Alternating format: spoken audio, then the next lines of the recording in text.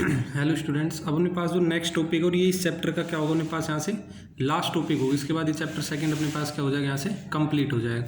तो ये जो टॉपिक है ये अपने पास है साबुन के आवेशित बुलबुले का संतुलन। तो साबुन के आवेशित बुलबुले का संतुलन इस ये थोड़ा सा अलग सा है ये टॉपिक अपने पास यहाँ से टिपिकल सा, क्योंकि इसमें 11th का थोड़ा सा काम आएगा जो पृष्ठ तनाव वाला जो अपने पढ़ा था यहाँ से। तो थोड़ा सा इसको डेरिवेशन छोटा सा है अपने पास यहाँ से, तो थोड़ा सा समझ लेना इसको। तो साबुन के आवेशित बुलबुले का संतुलन अपने पास ये है टॉपिक।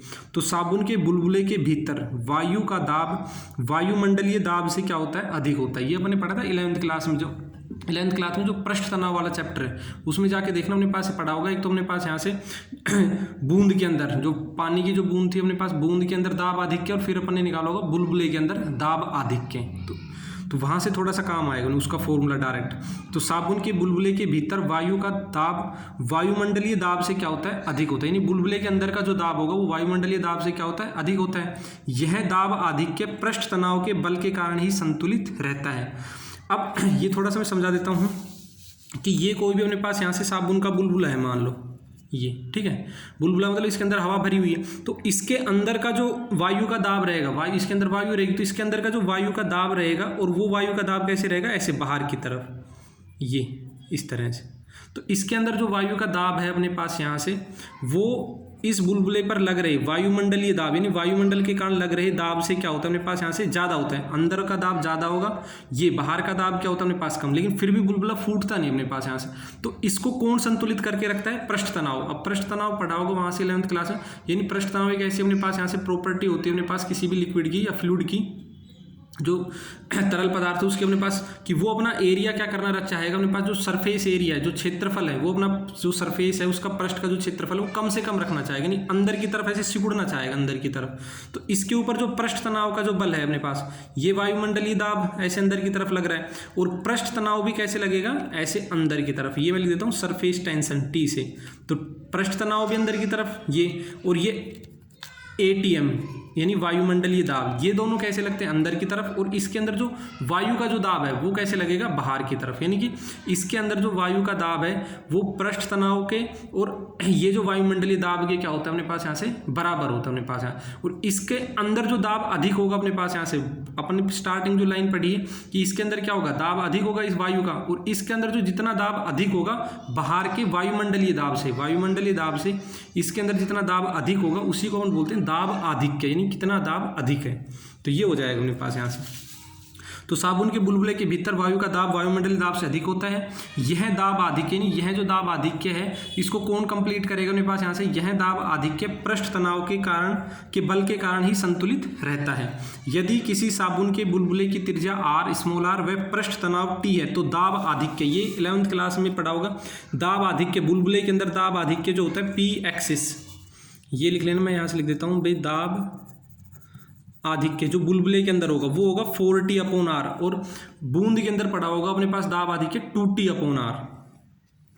अब देखना यहाँ से ये दाब आधिक्य होगा यदि बुलबुले का पृष्ठ तनाव सिग्मा हो, यानी कि इस बुलबुले का पृष्ठ आवेश घनत्व, यानी कि इस बुलबुले को अपन क्या कर दिया, आवेशित कर दिया। ये मान लो इसको ऊपर ऐसे आवेश दे दिया, और इसका जो पृष्ठ आवेश घनत्व है, बुलबुले का पृष्ठ आवेश घनत्व कितना हो, सिग्मा हो। आवेश देने के कारण तो बुलबुले पर बाहर की ओर विद्युत दाब, पिछले ही टॉपिक में हमने पढ़ा था कि अगर किसी भी अपने पास यहाँ से सतह है उसको अपन क्या कर देंगे, आवेशित कर देंगे, तो उसके ऊपर बाहर की तरफ क्या लगेगा, एक विद्युत दाब लगेगा आवेश के कारण। और वो विद्युत दाब की वैल्यू अपन ने कितनी पढ़ी थी, विद्युत दाब, और कितना लगेगा बाहर की तरफ, ये अपन लिख लेते हैं विद्युत दाब जो बाहर की तरफ लगेगा, और वो अपने पास हो जाएगा यहाँ से सिग्मा स्क्वायर अपॉन में 2ε0, जो अभी अपन ने पीछे पढ़ा था यहाँ से विद्युत दाब, ये सिग्मा स्क्वायर अपॉन 2ε0। तो इस स्थिति में क्या होगा, अब देखना ये विद्युत दाब है, ये कैसे लग रहा है, बाहर की तरफ ऐसे लगेगा विद्युत दाब आवेश के कारण, ये इस तरह से विद्युत दाब। और ये जो दाब आधिक्य है ये भी कैसे रहेगा, बाहर की तरफ इसकी, तो अब इस दाब आधिक्य को और इस विद्युत दाब, इन दोनों को कौन संतुलित कर रहा होगा? ये जो पृष्ठ तनाव का बल है ये संतुलित कर रहा होगा यहाँ से 4T। इस इक्वेशन को समझने में थोड़ी सी दिक्कत आती है बस, कि ये जो दाब आधिक्य है और विद्युत दाब है, इन दोनों को ही अब पहले तो सिर्फ दाब आधिक्य को संतुलित करता था, आवेशित करेंगे तो एक दाब और हो जाएगा बाहर की तरफ विद्युत दाब। अब इन दोनों को कौन संतुलित करेगा? ये पृष्ठ तनाव का बल संतुलित करेगा। पी एक्सिस, ये एक्सिस प्रेशर है, ई एक्स का मतलब एक्सिस दाब आधिक्य 4T/r। तो पी एक्सिस दाब आधिक्य कितना हो जाएगा? 4T/r माइनस का सिग्मा स्क्वायर अपॉन में 2ε0। अब इसके बाद देखना यहाँ से ये इक्वेशन आ गई अपने पास यहाँ से, P axis is equal to 4T/r minus sigma square upon ε0। जब बुलबुले को आवेशित किया जाता है तो एक स्थिति ऐसी आती है कि दाब आधिक्य शून्य हो जाता है और बुलबुला फूट जाता है। अब बुलबुले को अगर अपन लगातार आवेश देते रहेंगे तो आवेशित देते रहेंगे तो एक कंडीशन ऐसी आएगी कि बुलबुला क्या हो जाएगा, बुलबुले पर इतना ज़्यादा दाब हो जाएगा अपने पास यहाँ से, इतना दाब कि वो क्या हो जाएगा, फूट जाएगा अपने पास यहाँ से। अतः संतुलन के लिए, यानी कि जब दाब आधिक्य क्या हो जाए अपने पास यहाँ से शून्य, दाब आधिक्य शून्य का होने का कब होगा? ये पी एक्सिस दाब आधिक्य की वैल्यू क्या शून्य कब होगी? जब ये दोनों वैल्यू क्या हो जाए बराबर, जितनी इसकी वैल्यू उतनी इसकी वैल्यू हो जाए, तो दाब आधिक्य अपने पास क्या हो जाएगा? शून्य हो जाएगा। तो ये देखेंगे अपने पास यहाँ से, तो संतुलन की अवस्था मतलब जब ये दोनों बल, ये पृष्ठ तनाव का बल और ये विद्युत दाब, ये दोनों क्या हो जाए अपने पास यहाँ से बराबर हो जाए अपने पास यहाँ से। तो यहाँ से अपन क्या लिखेंगे कि संतुलन की अवस्था में, संतुलन की अवस्था में, तो संतुलन की अवस्था में क्या होगा? P axis is equal to 4T/r minus का sigma square upon 2ε0 is equal to क्या हो जाएगा? इसकी वैल्यू क्या हो जाएगी? पी एक्सिस की वैल्यू 0। तो यहाँ से अपन क्या लिख लेंगे? 0 इज इक्वल टू, या फिर इसको इस तरफ लिख लेना 4T/r माइनस का सिग्मा स्क्वायर अपॉन में 2ε0। ठीक है, तो यहाँ से अपने पास क्या हो जाएगा? इसको इस तरफ ले आएंगे 4T/r, बस इसमें इतना ही था डेरिवेशन, बस वैल्यू निकालनी है इक्वल करके। इस 4T/r को मैं इस तरफ ले आया तो सिग्मा स्क्वायर अपॉन में क्या हो जाएगा यहाँ से 2ε0। अब उस जो अपने पास बुलबुला था उसकी अगर त्रिज्या निकालनी है r की वैल्यू, तो वो कितना हो जाएगा अपने पास यहाँ से 8T/0 अपॉन में सिग्मा स्क्वायर, एक तो ये हो जाएगा अपने पास, और r की वैल्यू दी हो गई, यानी एक तरह से त्रिज्या। ठीक है, और अगर सिग्मा की वैल्यू निकालनी अपने पास यहाँ से पृष्ठ आवेश घनत्व की, तो सिग्मा की वैल्यू क्या हो जाएगी? 8T/0 तो ऊपर अपॉन में r, और इसका क्या हो जाएगा? अंडर रूट, क्योंकि स्क्वायर है, स्क्वायर होगा तो इस तरफ आके क्या हो जाएगा अपने पास यहाँ से? रूट हो जाएगा अपने पास यहाँ से। तो ये हो जाएगा यहाँ से सिग्मा की वैल्यू। और अगर आवेश निकालना है उस बुलबुले के ऊपर, आवेश कितना होगा? तो आवेश का फॉर्मूला क्या होता है अपने पास? अपन ने पढ़ा है, याद हो, पृष्ठ आवेश घनत्व का, कि एकांक पृष्ठ पर वितरित आवेश sigma is equal to Q upon, एकांक पृष्ठ पर वितरित आवेश को क्या बोलते हैं? पृष्ठीय आवेश घनत्व। तो क्यू की वैल्यू क्या हो जाएगी यहाँ से? सिग्मा इंटू में ए।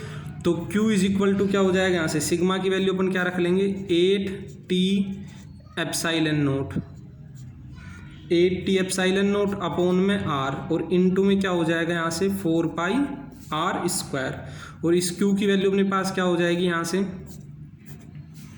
इसको अपन क्या लिख सकते हैं? 8T/0 अपॉन में r, और इस 4π को मैं पहले लिख लेता हूँ, ये 4π मैंने पहले लिया अंडर रूट से बाहर, और अगर इस r² को मैं अंडर रूट के अंदर लाऊंगा तो r² क्या हो जाएगा? r की पावर 4 हो जाएगा, अपने पास स्क्वायर है जो अंडर रूट के अंदर आएगा, तो r की पावर 4, और एक r से एक r क्या हो जाएगा? कैंसिल, तो अपने पास क्या हो जाएगा? 4π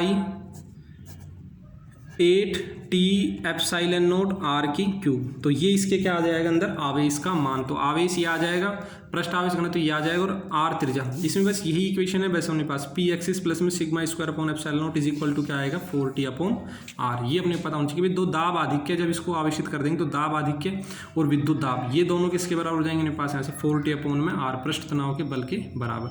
और संतुलन की अवस्था में ये वैल्यू क्या हो जाएगी यहाँ से? 0, और फिर इसको 0 करके इक्वल टू, और फिर r की सिग्मा क्यू की वैल्यू अपन क्या कर लेंगे? कैलकुलेट, और ये हो जाएगा अपने पास यहाँ से सेकंड चैप्टर कंप्लीट।